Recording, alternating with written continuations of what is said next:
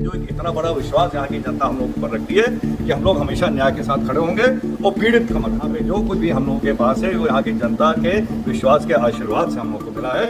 उस आशीर्वाद को, उस विश्वास को हम लोग टूटने नहीं देंगे। कोई भी पीड़ित पक्ष हो उसकी मदद के लिए हम लोग हमेशा खड़े रहेंगे, चाहे जितना लोग अपनी राजनीतिक त्रुटि देखने की कोशिश करें, जी का आरोप लगाने की कोशिश करें। मैं अपने मकसद से और अपने जनता के साथ नहीं छूटूंगा। तो सुना आपने क्या कहा गोंडा के सांसद कीर्तिवर्धन सिंह ने, क्योंकि ये जनता है जो जब किसी को अपने सिर माथे पर बैठाती है तो इसलिए नहीं कि आप यहाँ से चुनकर जाने के बाद अपनी मनमानी करें, एक अलग सत्ता चलाएं, बल्कि इसलिए कि आप सही का साथ दें, गरीबों मजलूमों के साथ होने वाले अन्याय के खिलाफ लड़ाई लड़ें और उन्हें इंसाफ दिलाएं।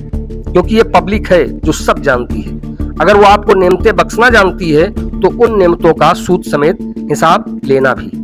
बहरहाल आइए अब आपको बताते हैं कि इतना सब कुछ गोंडा के सांसद कीर्तिवर्धन सिंह ने कहा क्यों और वो कौन लोग हैं जो उन्हें बदनाम करने की साजिश रच रहे हैं। फिर चाहे वो 2 साल पहले राम मंदिर गिराए जाने को लेकर रची गई हो या फिर किसी का घर कब्जाने को लेकर। तो दरअसल जिस मामले को लेकर गोंडा के सांसद कीर्तिवर्धन सिंह मीडिया से मुखातिब हैं, वो मामला मनकापुर में एक मकान पर कब्जे का है। बताते हैं कि मनकापुर कस्बे में एक भगत सिंह नगर पड़ता है, जहां रहने वाले स्वर्गीय सरदार मोहर का परिवार हिंदुस्तान पाकिस्तान बंटवारे के समय विस्थापित होकर पाकिस्तान से आया था और एक अरसे से भगत सिंह नगर के इसी मकान में रह रहा था।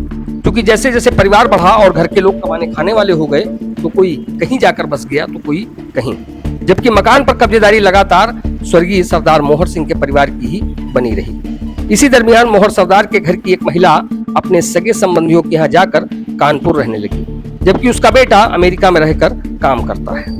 क्योंकि मोहर सरदार का घर पूरी तरह से खाली पड़ा था, जिसका फायदा उठाकर कुछ लोगों ने उस पर ताला लगाकर जबरन कब्जा करना चाहा।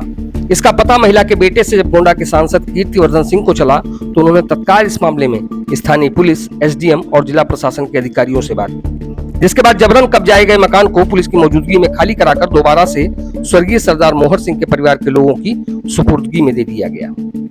हालांकि ये कोई ऐसा मामला नहीं था कि गोंडा के सांसद को इसे लेकर मीडिया के सामने आना पड़ा हो और उन्हें अपनी सफाई देनी पड़ी हो, बल्कि इस पूरे प्रकरण में एक बार फिर से गोंडा के सांसद की साफ सुथरी छवि को बट्टा लगाने के लिए कुछ लोग इसे एक प्रोपोगेंडा बनाने में लगे थे, ताकि कहीं से उनकी छवि को बट्टा लगाया जा सके। इसका पता जब कुछ लोगों के अनर्गल बयान और मामले में हो रही लिखापढ़ी से सामने आया तो उन्हें भी अपना पक्ष रखने के लिए मीडिया से मुखातिब होना पड़ा। तो फिलहाल पहले आप इस महिला का बयान सुनिए जिसका घर जबरन कब्जा कर लिया गया था। इसके बाद हम आपको गोंडा सांसद कीर्तिवर्धन सिंह की वो पूरी बात भी सुनाएंगे जो उन्होंने कल मनकापुर में एक मकान पर हुए कब्जे को लेकर मीडिया के सामने कही। मैं कल आई, उन्होंने मेरे रिश्तेदारों ने कब्जा कर लिया था। जब मेरे पति की डेथ हुई उसके बाद मैं 2021 में 2021 में डेथ हुई थी।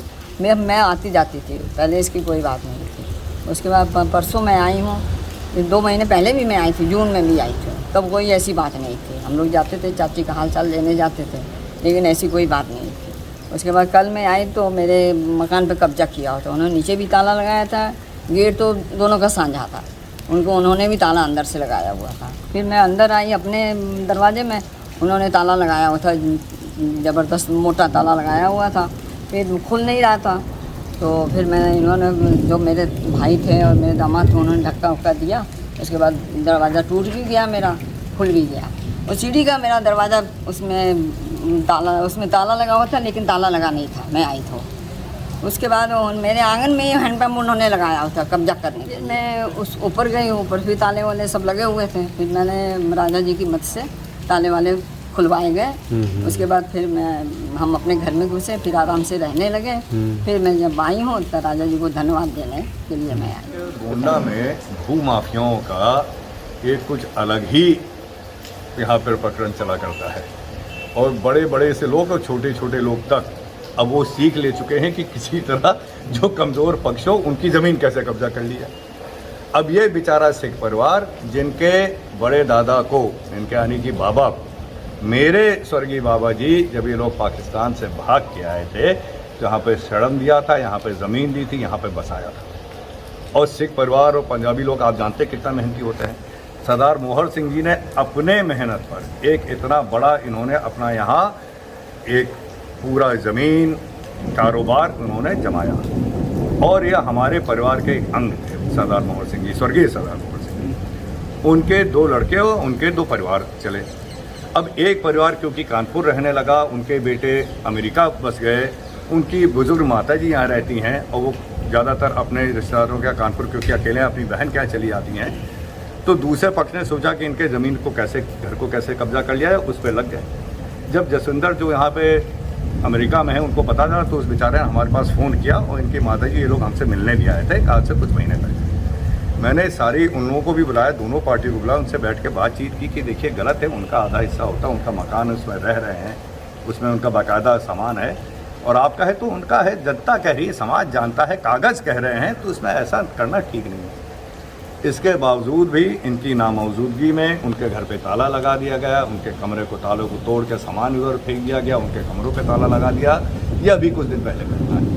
जब इस पीड़ित पक्ष को पता चला तो उन्होंने फ़ोन करके बताया हमें कि ऐसा ऐसा हो गया, तो मैंने तत्काल यहाँ अधिकारियों को सूचित किया, यहाँ कोतवाल को सूचित किया और उनके परिवार को बुलवाया। उनका परिवार कल कानपुर से आया और मौके पे आकर उन्होंने देखा सब ताला लगा था। पुलिस की मौजूदगी में इन लोगों ने उनका जो गैर कानूनी जो कब्जा था उसको हटाया और अपना जैसे हमेशा रहते थे वहाँ अपने ही मकान में वहाँ आके रहने लगे। ये यहाँ इस बात की सच्चाई है। अगर आप लोग याद करिए तो कुछ साल पहले एक हमारे ऊपर बहुत बड़ा आरोप लगाया गया था कि हम यहाँ पे एक राम मंदिर गिराए दे रहे हैं। और मैं चाहता हूँ कि आज आप लोग मनकापुर आए हैं तो मौसम ज़रूर ख़राब है, लेकिन अगर आप उस तरफ जाएंगे तो जो पुराना मंदिर है, हमारे लोगों के परिवार का मंदिर है, उसको आज ज़रूर देखते हुए जाइए।